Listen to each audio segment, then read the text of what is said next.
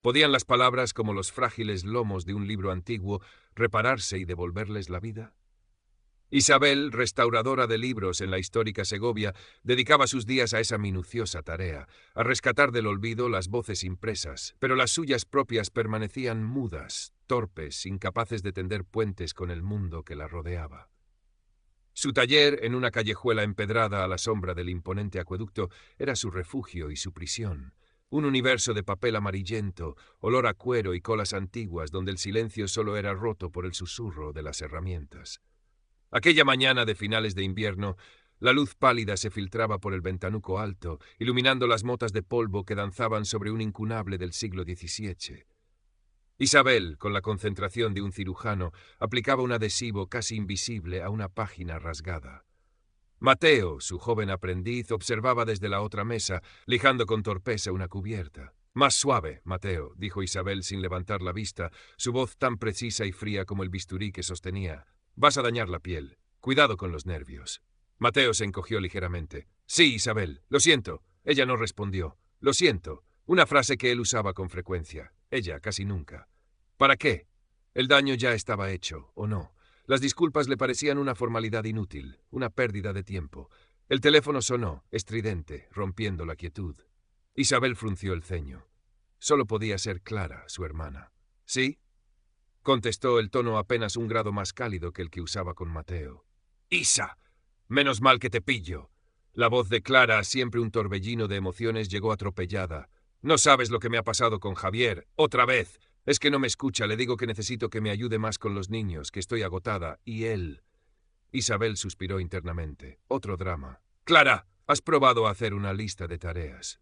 Quizás si lo ve por escrito, o podríais contratar a alguien unas horas». Silencio al otro lado. Luego la voz de Clara, teñida de una herida familiar. «No, Isabel, no he probado a hacer una lista. Necesitaba que alguien me escuchara. Ya sabes, un poco de apoyo. Pero da igual, como siempre». Y colgó. Isabel se quedó con el auricular en la mano, una punzada de irritación mezclada con una incomodidad que no sabía nombrar. ¿Apoyo? Ella había ofrecido soluciones prácticas. ¿No era eso apoyar? Clara siempre exageraba, siempre. Devolvió el teléfono a su sitio con un golpe seco. La campanilla de la puerta tintineó. Doña Carmen, su vecina de la planta baja, una mujer menuda de ojos vivaces y sonrisa perenne, asomó la cabeza. «Perdona que te moleste, Isabel, hija. Sé que estás muy ocupada». «Pase, doña Carmen. No se preocupe». La anciana entró, trayendo consigo un leve aroma a bizcocho recién hecho y lavanda. En sus manos protegía con cuidado un paquete envuelto en tela. «Mira, es esto. Era de mi Anselmo». Sus ojos se empañaron un instante. «Es su diario. Lo escribió durante años. Está, bueno, ya lo ves, un poco maltrecho. Me preguntaba si tendría arreglo. Significaba tanto para él». Isabel tomó el pequeño volumen. Las cubiertas de piel estaban desgastadas, el lomo casi desprendido. Hojeó con cuidado algunas páginas, la caligrafía elegante pero temblorosa. «Veré qué puedo hacer, doña Carmen. Parece delicado, pero creo que sí». «¡Ay! ¡Qué alegría me das, Isabel! Eres un tesoro. Tómate tu tiempo, no hay prisa». Doña Carmen le dedicó una sonrisa que por un momento pareció iluminar el sombrío taller. Saber que sus palabras estarán a salvo, bueno, es un consuelo. Cuando la anciana se marchó, Isabel colocó el diario sobre su mesa de trabajo. Palabras, siempre palabras. Las de otros, las antiguas, esas sí sabía cómo cuidarlas. Los días siguientes, Isabel se sumergió en la restauración del diario de don Anselmo. Era un trabajo que requería paciencia, desmontar cada cuadernillo, limpiar las hojas con sumo cuidado, reparar los desgarros con papel japonés casi invisible. Y mientras sus manos trabajaban, sus ojos, casi por inercia, leían fragmentos. Con el permiso implícito de doña Carmen para entender el contexto, se adentró en la vida de aquel hombre que no había conocido. Descubrió reflexiones íntimas, descripciones de la Segovia de antaño, pero sobre todo encontró una lucha constante con la expresión de sus sentimientos. Hoy Carmen parecía triste, leyó una tarde. No supe qué decir. Le ofrecí un paseo, pero negó con la cabeza. «Me siento un inútil. ¿Por qué es tan difícil preguntar simplemente «¿Estás bien, cariño»? Temo su respuesta. Temo no saber qué hacer después». Isabel sintió un eco extraño en esas palabras. Ella también temía esas preguntas, esas respuestas. Más adelante, otra entrada. «Le he dado las gracias a Carmen por la cena». Una tontería, lo sé, siempre cocina ella. Pero hoy lo he dicho de verdad, mirándola a los ojos. Y ha sonreído. Una sonrisa distinta, como si hubiera esperado esas dos simples palabras toda la vida. Quizás las pequeñas palabras importan más de lo que creo. Isabel dejó la herramienta sobre la mesa. ¿Estás bien? Gracias. Frases que ella apenas pronunciaba. Las consideraba obvias y necesarias. Pero el diario de Anselmo sugería otra cosa. Sugería un poder oculto en ellas, una llave. Al día siguiente, Mateo llegó al taller con el rostro pálido y ojeras marcadas. Se movía con lentitud, sus habituales tarareos ahogados. Isabel lo observó de reojo mientras preparaba una cola. Recordó la entrada del diario. Sintió un impulso, una curiosidad casi científica. Se aclaró la garganta. ¿Estás bien, Mateo? La pregunta sonó extraña en sus propios oídos, casi robótica. Mateo levantó la cabeza, la sorpresa dibujada en su cara. Sí, Isabel. Bueno, un poco cansado. Mala noche. Gracias. Respondió escuetamente y volvió a su trabajo, pero Isabel notó que sus hombros parecían un poco menos tensos. Se sintió ridícula, pero también intrigada.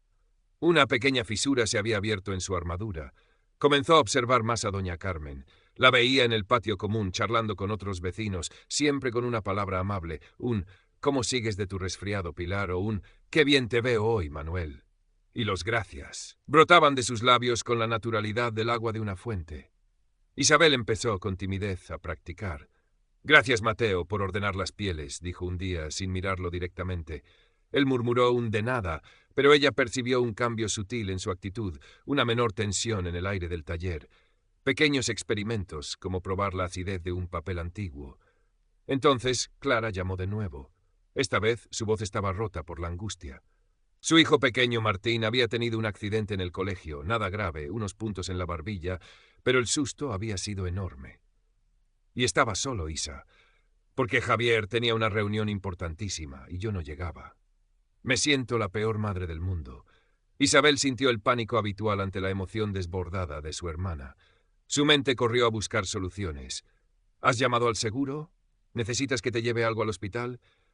Pero entonces la voz de Anselmo desde el diario resonó. ¿Por qué es tan difícil preguntar simplemente «¿Estás bien, cariño?» Respiró hondo. «Clara». Su voz sonó más suave de lo que pretendía. «¿Estás bien? ¿Cómo está Martín ahora?» Hubo un silencio al otro lado, tan denso que Isabel pensó que Clara iba a colgar. Luego un sollozo ahogado. «No, no estoy bien. Estoy muerta de miedo todavía. Martín está dormido, le han dado calmantes. Pero gracias por preguntar, Isa». La conversación siguió torpe aún, pero algo había cambiado. Isabel no ofreció soluciones, solo escuchó, asintiendo de vez en cuando. Cuando colgaron, se sintió extrañamente agotada, pero también con una leve sensación de ¿logro? Sin embargo, el camino del aprendizaje emocional estaba lleno de baches. Unos días después, Clara la llamó, esta vez realmente desesperada. Un problema serio en su trabajo la ponía al borde del despido. Isabel, armada con su nuevo conocimiento, intentó un «¿Estás bien?», que pretendía ser más sentido, más profundo. La reacción de Clara fue explosiva. «¿Qué si estoy bien?» «No, Isabel, no estoy bien. ¿Y sabes qué? Me da igual si te importa o no. Siempre es tarde contigo, siempre llegas tarde a todo lo que me pasa. Estoy harta». El teléfono se estrelló contra la base. Isabel se quedó paralizada, el eco de las palabras de Clara rebotando en las paredes del taller. Un dolor agudo, como un corte de cuchilla, le atravesó el pecho. Fracaso, absoluto fracaso. Todo aquello del diario, las palabras amables, eran tonterías. Ella no servía para eso. Era mejor el silencio, la distancia. Su vieja coraza volvió a cerrarse, más gruesa que nunca. Pasó varios días sumida en un mutismo hosco, incluso con Mateo. El diario de don Anselmo permanecía cerrado sobre la mesa. Una tarde doña Carmen subió con la excusa de preguntar por un libro que le había prestado. La encontró con la mirada perdida en el vacío. «¿Todo bien, Isabel, hija? Pareces mustia». Isabel se encogió de hombros. «¿Para qué intentarlo? Doña Carmen, la gente es complicada. Las palabras no arreglan nada. A veces lo empeoran». Doña Carmen se sentó en el taburete de Mateo, sus manos arrugadas descansando en su regazo. «Anselmo solía decir que las palabras son como semillas, Isabel. Algunas necesitan más tiempo para brotar, otras caen en tierra pedregosa al principio. Pero si la semilla es buena y la intención también, tarde o temprano algo florece. A veces una helada tardía quema los primeros brotes, pero la raíz sigue viva. No hay que rendirse con la primera helada. No dijo más. Recogió su libro y se marchó. Isabel se quedó pensando en sus palabras. La primera helada. Quizás Clara era su helada particular. Decidió, no sin esfuerzo, que no abandonaría del todo con su hermana, pero que de momento se centraría en el pequeño jardín de su taller. Unas semanas después se enfrentaron a una restauración particularmente difícil, un atlas del siglo XVI con mapas desplegables muy dañados. Isabel, como siempre, tenía una idea clara de cómo proceder. Estaba a punto de darle instrucciones precisas a Mateo cuando recordó otra de las frases del diario de Anselmo. Carmen tiene ideas excelentes sobre el jardín, pero pocas veces le pregunto, ¿tú qué piensas, cariño? Hoy lo he hecho, y su solución para los rosales ha sido mucho mejor que la mía. Le costó un esfuerzo físico reprimir su impulso de dirigir. Miró a Mateo, que esperaba sus órdenes con la cabeza gacha. Mateo, este mapa de aquí es complicado. ¿Tú qué piensas? ¿Cómo lo abordarías? Mateo levantó la vista, atónito. Tartamudeó un poco. ¿Yo? Pues, no sé, Isabel. Quizás sí. Si usamos un soporte de mylar muy fino por debajo antes de intentar consolidar las rasgaduras, y podríamos humidificarlo solo localmente con un pincel de vapor. Isabel escuchó. La idea no era mala. De hecho, era bastante ingeniosa. No está mal pensado, Mateo. Podríamos probarlo. Prepara el humidificador. Trabajaron juntos de una forma nueva, más colaborativa. Mateo, sintiéndose escuchado, aportó otras pequeñas sugerencias. Cuando terminaron, el mapa lucía mejor de lo que Isabel había esperado. Luchó contra su reserva natural, contra la costumbre de dar por sentado el esfuerzo ajeno. Buen trabajo, Mateo, dijo, y esta vez su voz sonó más firme, más genuina. Tu idea fue excelente. Te has esforzado mucho. Los ojos de Mateo se iluminaron. Una sonrisa tímida pero radiante se extendió por su rostro. Gracias, Isabel. De verdad. La atmósfera en el taller cambió ese día. Mateo parecía más ligero, más motivado. Incluso se atrevió a tararear una melodía mientras pulía una cubierta, e Isabel no lo reprendió. El deshielo con Clara era más lento. Isabel intentó un acercamiento cauteloso, recordando un comentario de doña Carmen sobre los pequeños gestos. Vio en las redes sociales de su hermana unas fotos de la función de teatro de su sobrino Martín. El decorado, hecho por los padres, era sorprendentemente elaborado. He visto las fotos de la función de Martín, le dijo en su siguiente llamada. Pareció un buen trabajo el decorado que hicisteis. Muy creativo. Hubo una pausa. Luego la voz de Clara, menos hostil, teñida de sorpresa.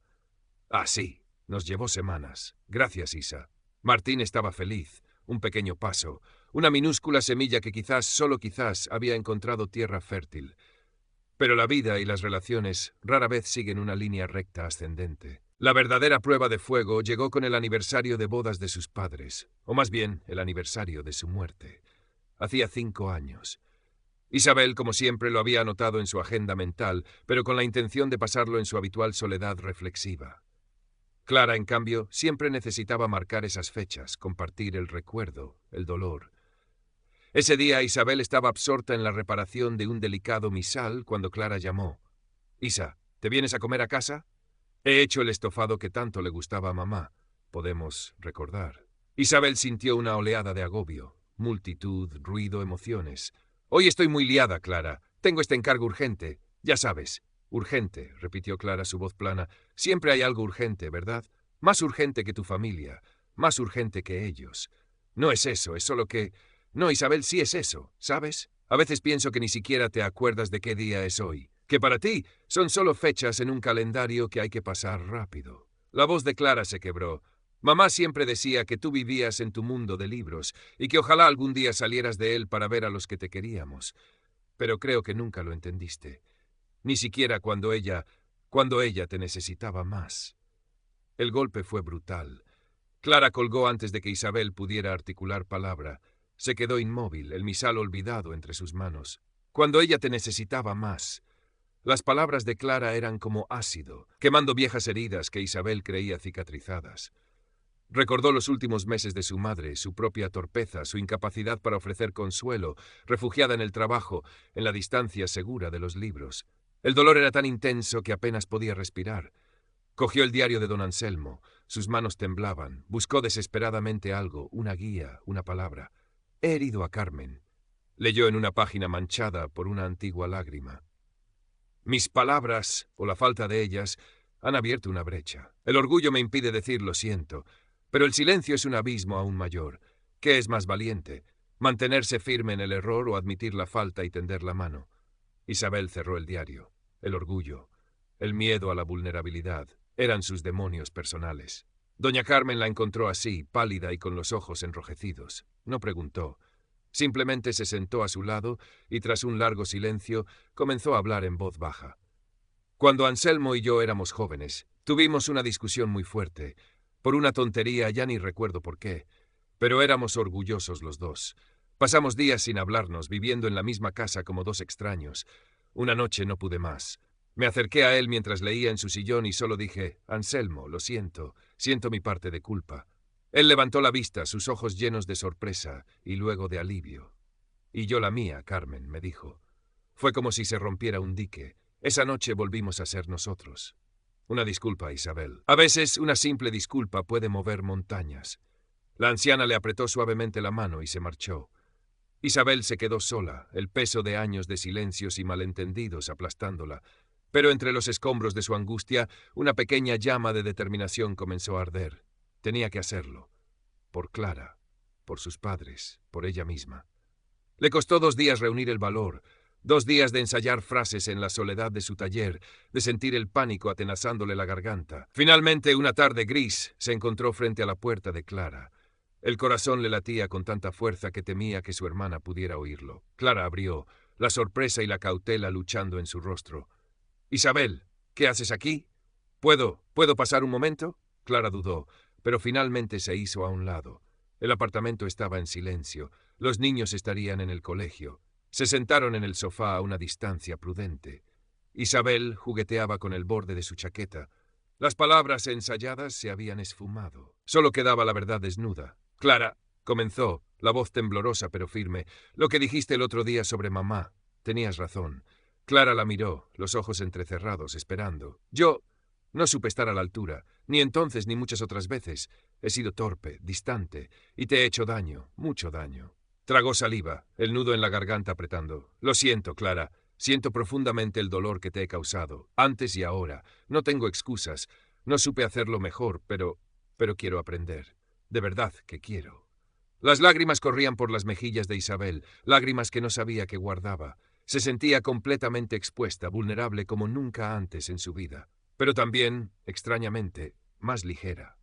Clara la observaba en silencio, sus propios ojos brillando. Durante un largo momento, ninguna dijo nada. El único sonido era la respiración contenida de ambas. Finalmente, Clara extendió una mano y la posó sobre la de Isabel. «Yo también lo siento, Isa», dijo en voz baja. «Siento haber guardado tanto rencor durante tanto tiempo. También he dicho cosas horribles. No era una absolución mágica, no era un final de cuento de hadas, pero era un comienzo. Un puente de palabras frágiles pero sinceras, tendido sobre un abismo de dolor». Pasaron varias semanas. La primavera había llegado a Segovia, tímidamente al principio, luego con una explosión de color en los geranios que adornaban los balcones. La relación entre Isabel y Clara no se había transformado de la noche a la mañana en una hermandad idílica, pero algo fundamental había cambiado. Había una nueva calidez, una voluntad de escucharse. Una tarde estaban tomando un café en una pequeña terraza cerca de la Plaza Mayor. Hablaban de cosas triviales, los progresos de Martín en el fútbol, un nuevo proyecto de restauración de Isabel. Pero la conversación fluía con una comodidad que antes no existía. En un momento, Clara se rió de un comentario torpe de Isabel, una risa genuina sin rastro de la antigua amargura, y le sonrió. Una sonrisa nueva, abierta. Isabel sintió que algo cálido se expandía en su pecho. En el taller el ambiente también era diferente.